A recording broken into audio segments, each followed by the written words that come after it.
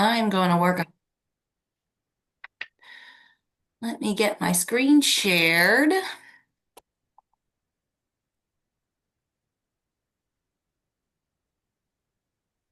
All right. Ah, all right. Do you guys see my presentation? Okay, cool. All right. So good morning, everybody. Thank you for joining. My name is Michelle Koenig. I'm the Director of Conservation and Watershed Planning with the Delaware Center for the Inland Bays. And I'm presenting today with Will Helt with the Nature Conservancy, and he can introduce himself a little bit later on. But we're doing a presentation today on the Delaware Land Protection Coalition, focusing on our work and why it's important, why open space is important for climate resiliency. And then Will's going to talk about a couple of really great documents that we've collaborated on, one that we've collaborated on, and then one that TNC has developed on their own. So I'm going to get started by talking about the Delaware Land Protection Coalition. Um, and I'm going to call it the DLPC from here on out just because it's way easier.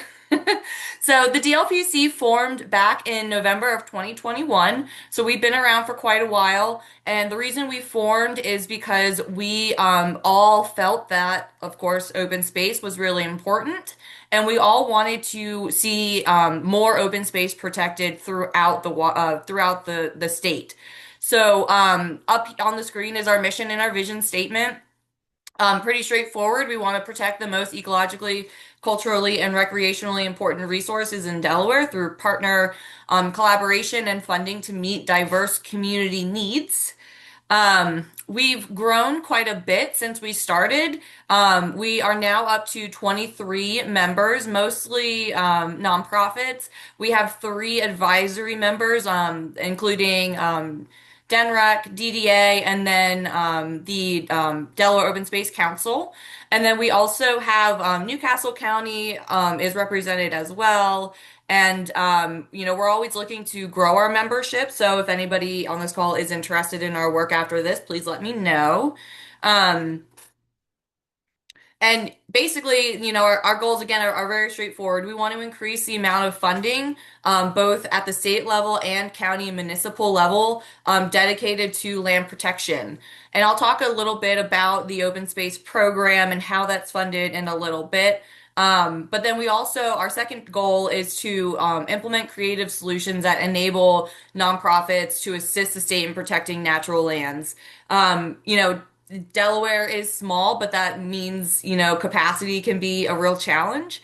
And so we're always striving to find ways to better collaborate with the state and local counties and municipalities, and just try to see how we can help to see more land protection happen. So why open space? Why do we have a whole coalition with 23 folks that meet every single month to talk about protecting open space? Maybe this is a no-brainer for some, but of course, outdoor recreation, is extremely important to the state. It's one of our primary economic drivers. Open space, of course, is also really important for mental and physical health. So it's not only good for Delaware, but it's good for Delawareans. And then, of course, the biggie is that open space aids in climate mitigation and adaptation. It protects critical habitat and then helps to achieve clean water. And so, this is, really when we're thinking about like our wetlands and our forests, wetlands act as a sponge. I think a lot of people have heard that analogy over the years. So they really help protect against flooding. They really, forests and wetlands and open space help offset carbon. And so it's a really important and really critical open space or climate change mitigation and adaptation strategy. So, just really briefly, I'm going to talk about the Delaware Open Space Program. This might not be new for a lot of folks, but it's important to understand how open space is funded in Delaware, so you can better understand why we are really looking to expand funding opportunities. So, the Open Space Program was created in 1990 through the Delaware Land Protection Act. It's managed by DNREC with guidance from the Open Space Council, and it's 100% voluntary. And there's direct acquisition that occurs, but there's also a conservation easement program. And so, conservation easement, you still own your property, you just sort of sell the development rights to the state. So, again, it's not, you still live on your land if you want to, etc. Or, direct acquisition. And a lot of our the state parks are a result of direct acquisition through the open space program. And there's four agencies that are eligible to use open space funding, and that's of course Parks and Recreation, Fish and Wildlife, the Delaware Forest Service, and then less known is the Department of the state's Division of Historic and Cultural Affairs. That's a hard one to say. So only these agencies are eligible to use open space funding. And so by law, the open space program receives $10 million annually. 1 million of that goes into an infrastructure account for maintenance and all that jazz. And then the remaining 9 million is available for actual either acquisition or conservation easement purchase. And so this is a slide that just goes over open space funding throughout the years. As I said, by law, 10 million should be allocated to the state every year, but you can see in 2016, 17, and 18, no money was $0 were allocated to the program. And then there's a few years where less than 10 million was allocated. And so anytime that happens, the legislature has to make a decision and take action to do that. The good news is that we've been pretty steady at the 10 million. We've seen that come for the last several years. You'll notice in 2023 that the state received $20 million, and I would like to attribute some of that from the DLPC's work. That was really the first year that we were a group and really heavily advocated for that. And that extra $10 million helped to expand, oh shoot, one of the major parks that I'm not going to call to my brain right now. Um, anyway, it'll come to me and I'll probably put it in the chat because I can't think of it. So anyway, but that 10, that 20 million, that extra 10 million went really far and it got spent really quickly. So that was a really good story for us because it showed that extra money could be used and would be really helpful. Um, and so just why do we need more funding? The DLPC has been focusing on this mostly since we started. And the reason is, $10 million, it doesn't get us a lot anymore. 10 million has been the number for decades, and the purchasing power is just not the same. So, $10 million back in the day, could get us hundreds and hundreds of acres, but nowadays, I mean, 10 million could go to one property, maybe 100 acres. And so it really, the purchasing power has decreased significantly. The allocation has not kept up with inflation. And so, really, we need to see that increase if we want to keep up with land acquisition. And then, of course, we know the landscape is changing. Delaware is a wonderful state, and everybody is moving here, but that also means that we're losing a lot of our natural landscapes to development. And so it's more important now that we work hard to protect our critical natural resources, but we need the money to do that. At this point, it's very difficult to compete. If somebody has an offer from the state or the developer is likely going to be able to come in with a large chunk of change that many people cannot come up with. So those are those are the three biggies why the DLPC has been focusing on increasing funding. Um, Oops. And then I just wanted to share this slide because uh, just to give you an idea of some of the work that the DLPC does, we host an annual conservation day at Legislative Hall where we go and we educate legislators about open space, about the need for increased funding, and why it's a really good climate adaptation and mitigation tool. And also, I want to mention, I should have mentioned this earlier. Land protection is in the Delaware Climate Action Plan. And so it's recognized by many people that it's an important practice for us. And so we go every year and we speak our case and work on getting more funding. And so we do have an open space fact sheet that I'm happy to share with anybody that is interested. We do meet monthly, and we really work hard to see more open space happen. And so if anybody is interested in the DLPC, feel free to reach out. I am the primary facilitator of our group with a lot of help from TNC, and so yeah. I'm happy to answer more questions after this, if anybody has any. But now I'm gonna hand it over to Will because he is gonna talk about a couple of documents that TNC's put together. So, Will, go ahead. Great. Thank you, Michelle. I'm just trying to pull them up right now. Okay. Can you all see that? Yes. Good. All right. So thanks, Michelle. So I'm Will Helt. I work with the Nature Conservancy in the Coastal Program, and I'm going to talk about two documents today. One is the Delaware Conservation Blueprint, and then we'll get into the other one. I want to say up front that I'm going to try to keep it really high level, but no, I'll drop the two links so you can read more. Hopefully this is enough of a teaser that you want to click the link or go to our URL and learn more.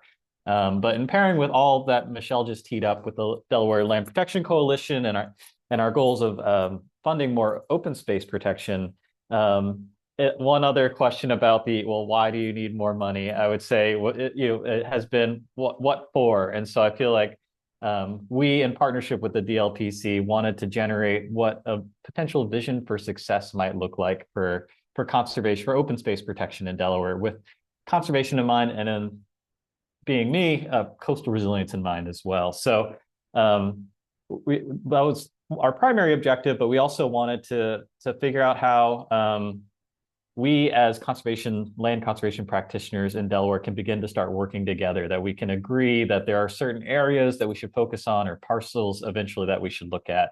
And with that, I'll set up too that, sorry, I'm trying to advance here. Here we go. So I just wanted to share this. This is a document put out by our TNC New York colleagues to show where land protection fits in with flood adaptation. Being the lowest mean-lying state in Delaware, certainly my mind goes to how can open space benefit our coastal resilience and flood adaptation. And so I like this. This is one of the figures that was pulled out of this paper, and feel free to Google search this. There's a white paper associated with it, but it talks about where probably we should be moving towards for flood adaptation. It can be used both inland, but I think coastal when I look at this, and where we've been, which is a lot of nature-based solutions, resisting, kind of protecting the shoreline. And this framework tries to flip the approach on its head a bit, and thinking the ideal scenario really is maintaining natural buffers. And then if you can't do that, and then once there's already infrastructure moved in, ideally start to move that infrastructure out and protect those spaces as open, especially in a place like Delaware, and I've got a sea level rise map next, where I can show these coastal areas are very dynamic. So ideally, we want to give these coastal areas space to move and breathe and adapt to sea level rise. That's not to say that some of these strategies further to the right are not recommended. Is to say that there is a time and place for those as well, but really the gold standard should be driving towards these natural buffers and areas.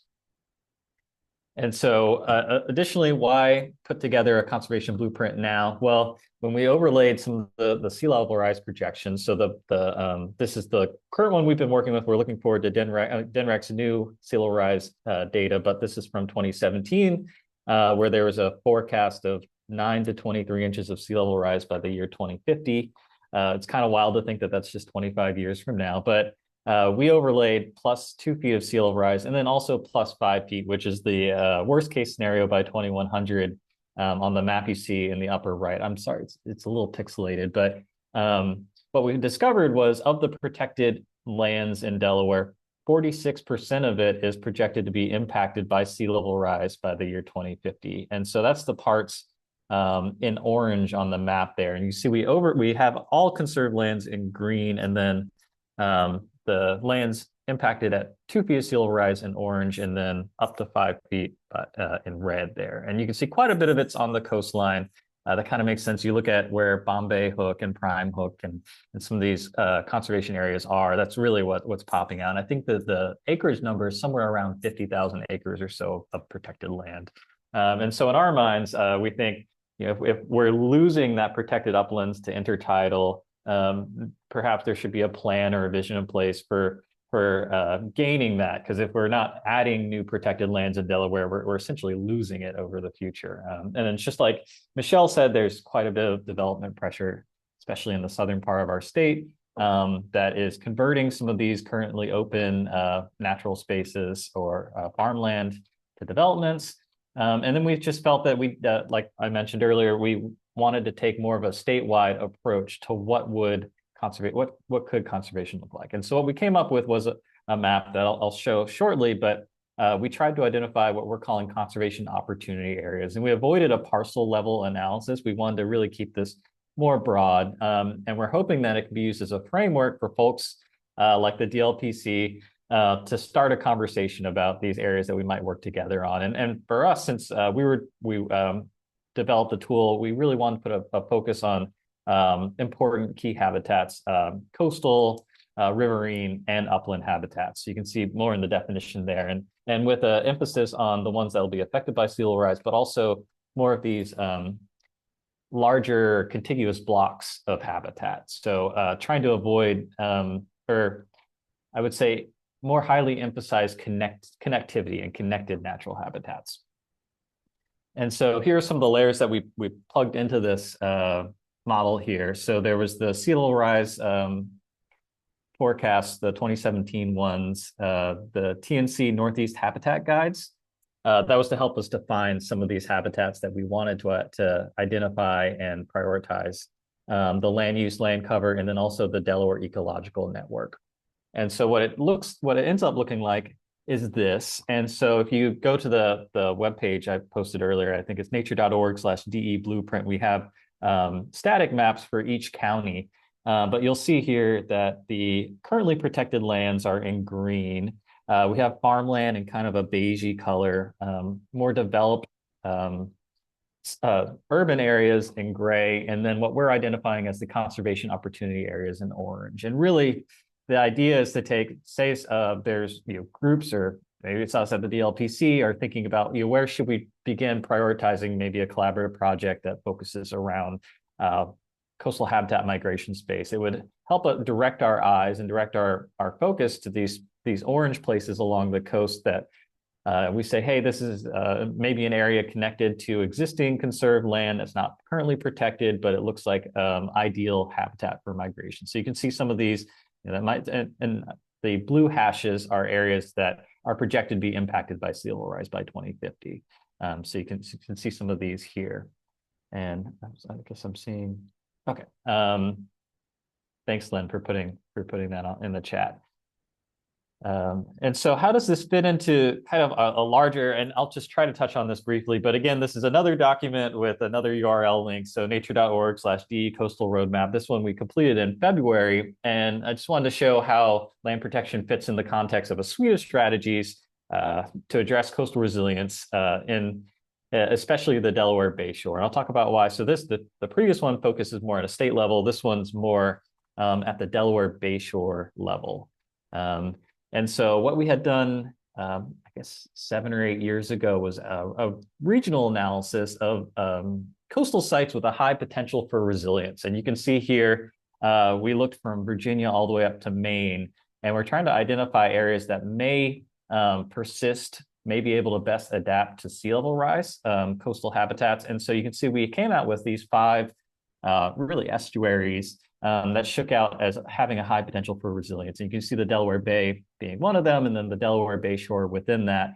And really, there were, I think, about 20 parameters that went into this analysis, but the one that was most highly weighted, among the most highly weighted, was whether or not there was marsh migration space. So this analysis, I believe it was a 7-foot sea level rise layer they put over the eastern seaboard.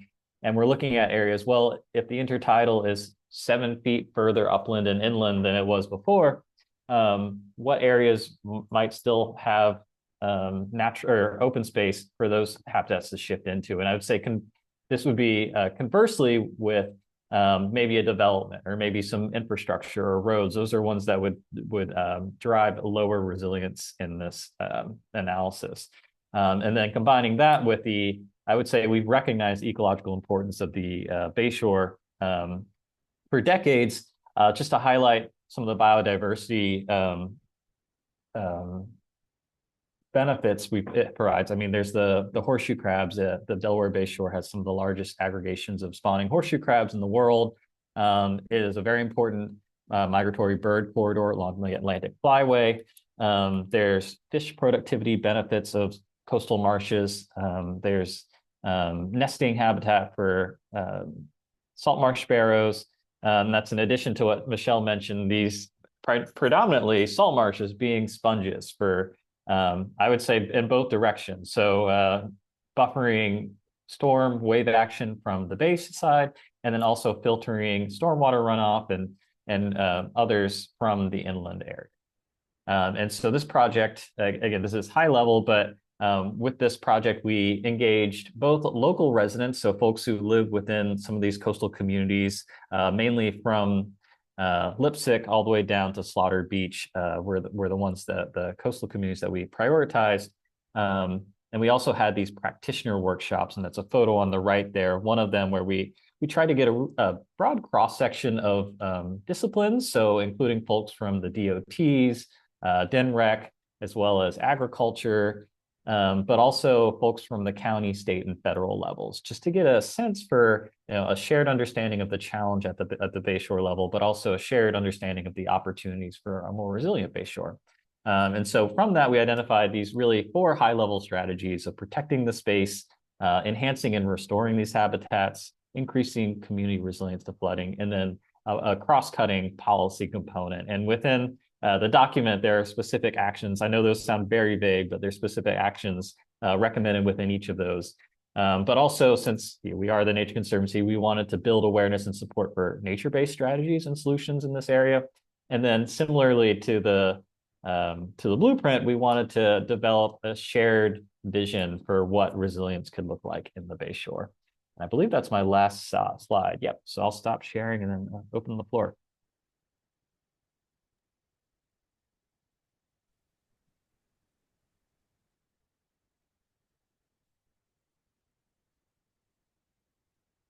Will, there is a question in the chat from Phil. He asks, what level of sea level rise inundation was used for these county level maps?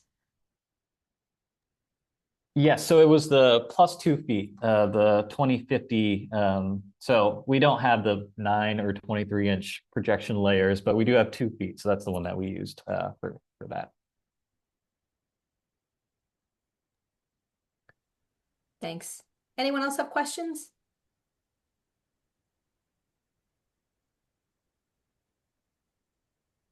Wow, you guys crushed it, I think. If there's no other questions, we are going to stay on the call for a little longer just to do some partner sharing. So if questions come to you in the next few minutes, please feel free to ask them then. But if at this point in the call, we usually switch to partner and attendee updates. So I'll go ahead and kick us off with some RASCL news. I'm sorry, go ahead, David. Make sure I got my mic on here. What kind of cooperation and interaction do you have with each of the county planning groups, departments? Is that directed at me, David? Oh, or the group? Yeah, either of you. Either our presenters. So for the DLPC, we don't have a lot of participation, at least at the DLPC level, from county planners, because we are seen as somewhat of an advocacy group. And so we do have representation from Newcastle County Public Works, and their Public Works is who manages their open space program. So we do have somebody from Newcastle County, but it's been tough to get folks from Kent and Sussex to participate. They see us as an advocacy group, even though that's really not what I mean. We do, we go to Legislative Hall and we do that, but yeah, so they're a little bit hesitant to participate with the DLPC. I'll say for the roadmap, we had county planners from Kent and Sussex at our workshops, and we also directly engaged the Sussex County Administrator in doing some of our fact finding for the roadmap.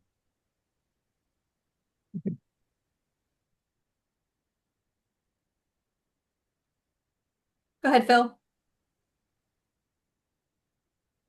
Hi, Michelle. Hi, Will. Thank you very much for the presentations. I have a question. What does the decision-making process look like for how to allocate the money across all of the different candidates in the state? What does that decision-making process look like? Is there a sort of like a systematic rubric that is used to evaluate candidate projects?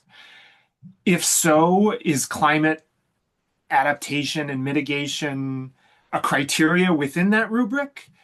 And if not, what needs to be done to include that kind of criteria within the decision-making calculus? Great questions. So the Open Space Council is the kind of governing body. They meet quarterly, and any project that is brought to one of the four eligible agencies is presented to the Open Space Council. There is a rubric. I want to say that climate is included in the rubric, but I would definitely have to go back and just double check. But so every project is ranked, and it does depend on how much money is available. So they do get the 9 million annually. Sometimes there is a little bit of carryover. But so it just sort of depends on how each property ranks. For example, I think at the last open space meeting, which was earlier in June, there was like three properties that were brought to the Open Space Council for consideration. So that's how those decisions are made. Because the program is voluntary, from my understanding, the agencies are not able to like go and seek out properties. An interested landowner has to come to them, and so they just sort of have to rank it that way. I really do think climate resilience is on the rubric in some form or fashion, but I'll have to double check on that one.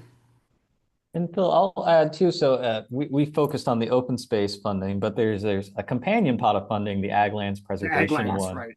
And we initially, I would say, from my perspective, I think of ag lands as really great marsh migration space and space that could if managed correctly, could be really great adding to our coastal resilience.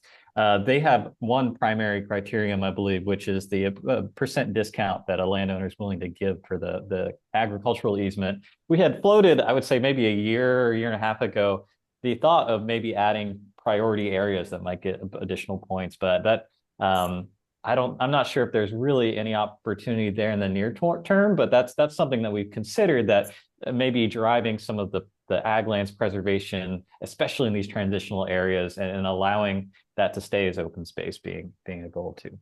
Mm-hmm. Thank you. Mm-hmm.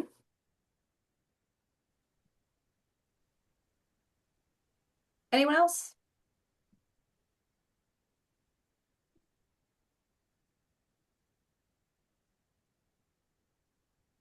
Okay, well then I'm going to keep on rolling. Again, if a question pops up to you, this is informal, so we haven't moved on from anything. So I will start with some quick RASCL updates. If you are a RASCL member, we have a members meeting coming up July 30th from 10 to 12 at the St. John's Reserve. You'll get an email from me probably right after this meeting about it. If you're not sure if you're a RASCL member or if this meeting is for you, feel free to reach out to me. I can clear that up for you. I'll pop my contact info up at the end, or you can get me anytime at rascalinfo@gmail.com. Also, I want to, Lynn, if you don't mind me putting you on the spot, just quickly, Lynn Pusey foolishly volunteered to help me organize these coffee hours, and she's doing a great job of wrangling presenters and getting topics that are interesting and are going to help all of us. So, Lynn, did you want to just quickly speak about the next coffee hour that's coming up? Sure, I can do that. So what we're looking at right now is something in September because we're trying to do these quarterly. So this would be a September coffee hour.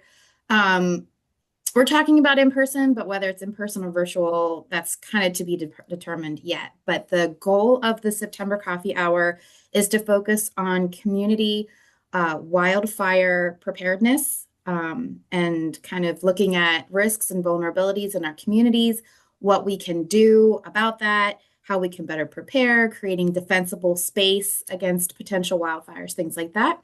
Our speaker will be Sam Topper. He's with the Delaware Forest Service. He's their wildlands fire manager. I'd have to look up his title exactly. I don't remember it exactly anymore. But Sam is super knowledgeable about all of this. He's the go-to guy in Delaware for this conversation. So we're really looking forward to talking with him in September to learn more about the risks and things in our communities. Some we know, some we may not. Great. Thanks, Lynn. Looking forward to it. And, anytime there's a chance to get out from behind our desks and be in person and is great. I'm really looking forward to it. Outside of RASCL, PDE does have some news I want to share with you. We're hiring for an estuary community coordinator. This position works closely in the city of Wilmington. Also, they work to help support RASCL sometimes. So if you know someone who you think might be interested in this work, it's a great job for someone who's just starting out or who's in transition. Really, really wonderful job. If I can figure out how to do this while someone else is talking, I do want to share with you, we've got a brand new program to deploy freshwater mussels in a pond. So if you're a landowner or if you're someone who wants to volunteer helping to deploy freshwater mussels in ponds, please let me know. We've just done our first deployment and the homeowner is adorable. He's so excited. So once someone else starts talking, I'll figure out if I can share this document. It's not even up on our website yet. It's still pretty new, but yeah, I'll connect you with Dr. Jamie Buchholz and we'll take it from there. Anyone else?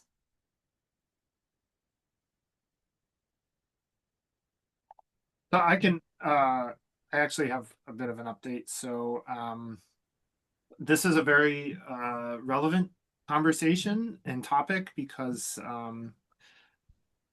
Michelle and Will and others involved here, I think we're going to need to be in touch soon because we at IPA at UD, one of the things I'm going to be looking at in the next year are the open space and ag lands preservation programs in terms of their value for DelDOT.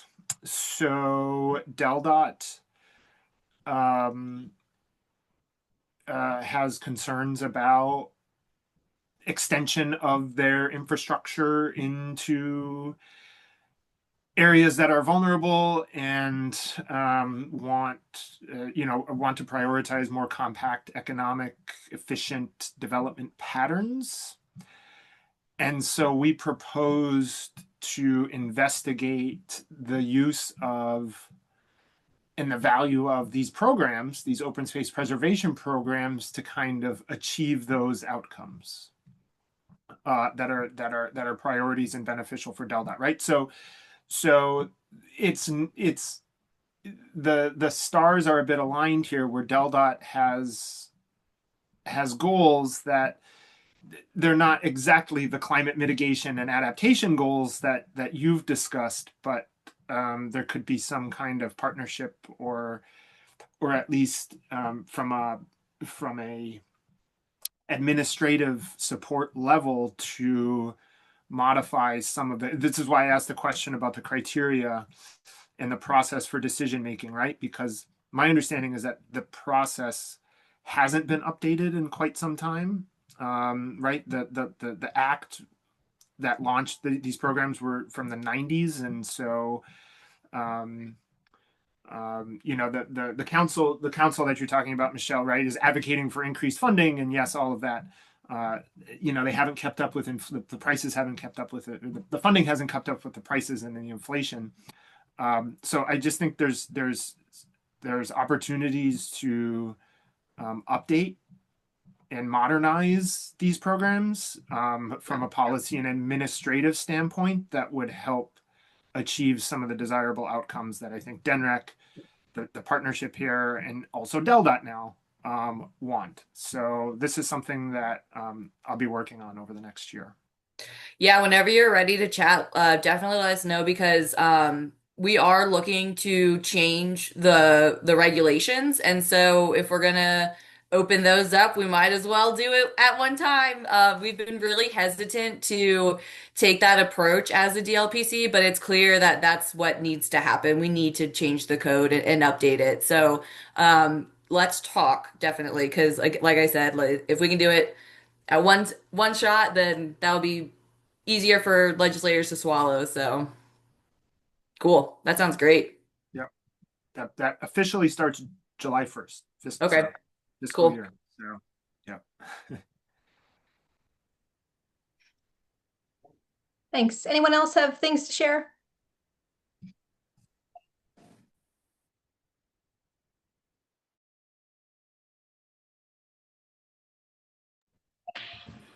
Hi, everyone. This is my first meeting, and it's great to see all of the wonderful activities that are happening in Delaware. My name is Cheryl Mack, and I'm a fairly new resident to Delaware. My husband and I moved here December 2021.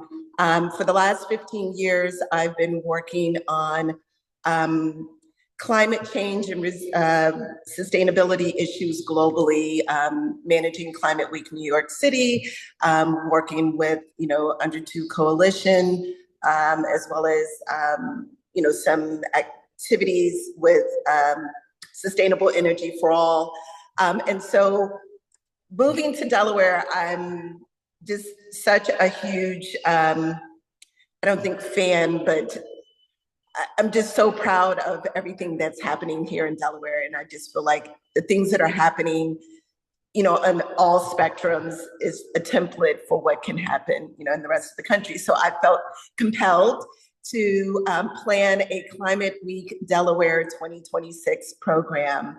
And I'll drop my information in the chat, but the event will take place in February. With an opening ceremony, a 2-hour opening ceremony. And the hope is that throughout the week, various organizations like the organizations that many of you are working with and issues that you're working on, the hope is that you would host an affiliate event that we can, amplify on social media so everyone can see what's happening here in Delaware, in the hopes that, there's more cross collaboration, more awareness of the programs that are happening and the action that's happening on the ground. And, really nationally showing that leading with local action can actually power global change. So I'll put my contact information in the chat. I do have a brick and mortar business on Market Street. So if you ever want to have a location for an in-person coffee meetup, happy to offer that space to you as well. I think we hosted our DLPC annual retreat there last year. Well, it's an art gallery, so I don't. Oh, it's an art gallery. Okay, Yes. okay. Never mind then. Thanks, Cheryl. Mm-hmm. Anybody else have updates they want to share? Okay. That is a huge, wow. Oh. I was going to share this link, but it is enormous. Let me try to do it one more time. If you don't mind, before you leave today, or I will send it to you in an email, we do have a quick 2-question survey just to see what you thought about today. There we go. Just to help us do better with these going forward. If no one else has anything, I want to thank Michelle and Will for giving this great presentation today. I know there's a lot of demands on our time these days, especially on a Friday in the summer. So thanks for spending a little time with RASCL this morning. Members, like I said, save the date for now, July 30th from 10 to 12. You'll be getting an email from me. And with that, I'm happy to wrap a little early. Okay. Thanks, everyone. Thanks all.